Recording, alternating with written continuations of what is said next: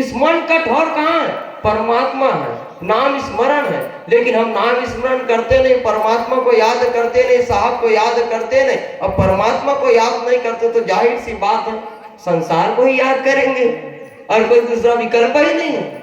जो अच्छाई को धारण नहीं किया है वो बुराई को साथ में लेके घूमता है, और जो अच्छाई को धारण करके जाता है वो बुराई को छोड़ते हुए जाता है। तो अपने जीवन में साधु संतों का, गुरुजनों का संगत करना चाहिए।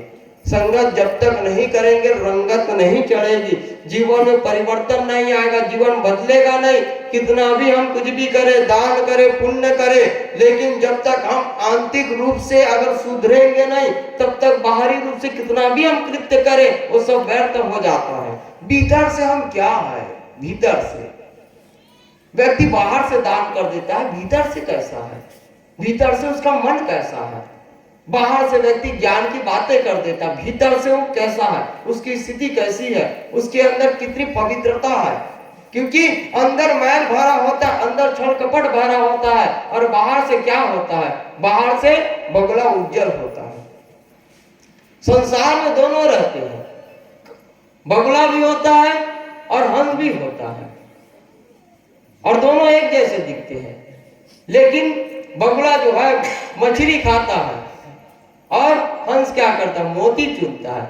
वैसे ही संसार में सभी लोग हैं, लेकिन हंस वही होते हैं जो ज्ञान को प्राप्त करके अपने जीवन को सुधार लेते हैं, और बगुला वही होते हैं जो ज्ञान को जानते हुए, समझते हुए उससे दूर हट करके वो विकारों में लिप्त होता है, वो अपने जीवन को बिगाड़ देता है। सत्संग में जाने से कभी चूकना नहीं चाहिए। कई लोग सोचते हैं हम लोग सत्संग में चले गए, सत्संग में नहीं जाते तो आज धन कमा लेते, थोड़ा सा धन मिल जाता, हमारा एक काम बन जाता, सोचते हैं। एक आपको उदाहरण बताते हैं। एक भिखारी था, वो भिक्षा लेने के लिए वो नगर में निकला। तो जब कोई भिखारी घर से निकलता है तो थोड़ा सा चावल अपने घर से लेके निकलता है। जब कोई निकलता है तो थोड़ा सा चावल लेके निकलता है। तो व्यक्ति भी, वो भिखारी भी चावल लेके निकला, और जैसे चौक में गया, चौराहे पे गया, तो उधर से सम्राट आ रहा था, महाराज आ रहे थे। वह भिखारी खुश हो जाता है, वह कहता कि आज तो साक्षात सम्राट आ रहे हैं, महाराज आ रहे हैं, आज तो बहुत धन मिलेगा, आज तो बहुत धन से मैं परिपूर्ण हो जाऊंगा। वह उस राजा के पास जाता है, और राजा जो है अपने रथ को रोकता है, और रथ को रोक करके उतर करके रथ से उस याचक से कहता है, भिखारी से कहता है, झोली फैला के कहता है कि हे याचक, मुझे आज कुछ दे दे। और सोचा होता है कि राजा कुछ देगा, लेकिन यहाँ उल्टा हो गया। यहाँ राजा ही भिखारी को मांगता है, हे याचक, मुझे कुछ दे दे, तुम्हारे पास जो भी हो दे दे मुझे, मैं आज तुम्हारे सामने भीख मांगता हूँ। एक भिखारी को भीख मांग के देखना कितना संकोच होता है। एक भिखारी से भीख मांग के देखना, भिखारी सबसे भीख मांगता, तुम भिखारी से भीख मांग कर देखना। उसकी स्थिति बहुत खराब हो गई। वह बहुत मुश्किल से संकोच करते हुए बस अपने पात्र से एक अनाज का दाना दिया।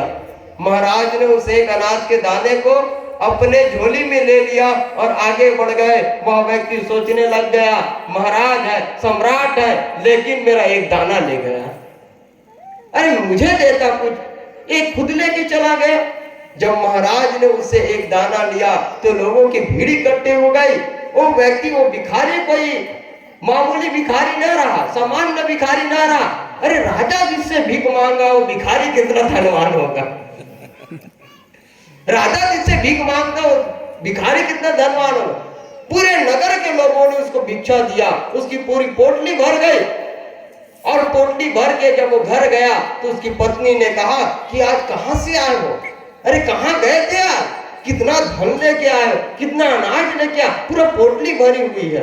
लेकिन उस भिखारी का मुंह उतरा हुआ, उदास है। वो कहता है इसमें एक दाना कम। उस सम्राट ने मांग लिया, वो सम्राट मांग लिया। मैं कभी सोचा नहीं था कि वो सम्राट मुझसे एक अनाज मांग लेगा। मैं सोचा था कि वो सम्राट मुझे देगा, लेकिन ये क्या घटना घट गई, उस सम्राट ने मुझसे एक अनाज का दाना मांग लिया, इसमें एक अनाज का दाना कम कर दिया उसने। इतना अनाज तो मिला लेकिन एक अनाज का दाना कम हो गया। उसकी पत्नी ने उस पोटली को खोला, जैसे उस पोटली को खोले पूरा दाना खराब हो गया था, सिर्फ एक दाना सही था। वो भिखारी कहता है अरे एक दाना दिया तो एक दाना साबुत था, बाकी सब दाने सड़ गए। अगर मैं पूरे दाने को देता तो पूरा दाना साबुत रहता और मैं पूरा धन से परिपूर्ण होता। हम परमात्मा को जब समय देना होता है, नाम को स्मरण करना होता है, सत्संग करना होता है, तो हम ये सोचते हैं कि आज एक समय एक दिन जो है हमारा बर्बाद हो गया, लेकिन जब अंतिम समय आएगा और यमराज हिसाब मांगेगा तब आपको लगेगा पूरा जीवन बर्बाद था, बस वो एक दिन महान था। जो दिन जाए सत्संग में जीवन का फल, जो दिन हम सत्संग में जाते वही दिन सार्थक होता है। जाओ पल दर्शन संत की तापल की बलिहारी, और इन संतों के सत्संग में लीजिए जीवन सुधारी। जिस पल जिस क्षण हमें गुरु का दर्शन हो जाता है, साधु संतों का दर्शन हो जाता है, वही क्षण वही पल वही घड़ी जो है पवित्र हो जाता है। जा पल दर्शन संत की तापल की बलिहारी, सदगुरु कबीर साहब कहते उस पल की बलिहारी जाओ, उस पल पे वारी जाओ जिस पल पे संतों का दर्शन हो जाता है, गुरु का सदगुरु का दर्शन हो जाता है, उस पल उस क्षण का आप बलिहारी जाओ। वो कितना धन्य है वो पल। आज देखो ये 3 दिन कितना पावन है, ये 3 दिन महोत्सव है। अगर आप लाभ उठाना चाहो तो, लेकिन आप लाभ नहीं उठाना चाहो तो ये 3 दिन भी बाकी दिन की तरह ऐसे ही चला जाएगा।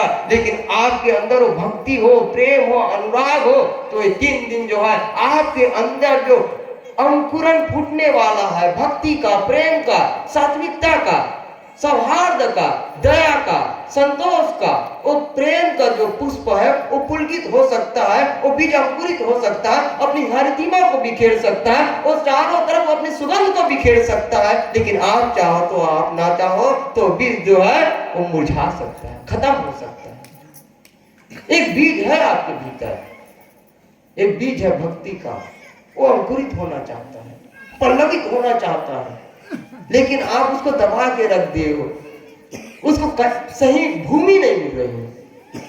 सही भूमि जब मिल जाती है तो भक्ति पल्लवित हो जाती है।